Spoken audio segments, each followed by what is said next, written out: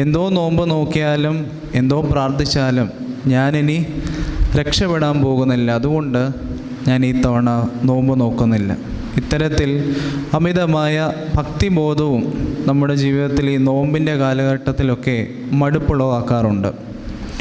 അതുകൊണ്ട് ഈ എഴുത്തുകാരൻ എഴുതി വയ്ക്കുന്നു, നമ്മൾ അമിതമായ ഭക്തിബോധവും അമിതമായ യുക്തിബോധവും നമ്മെ ഭരിക്കരുത്.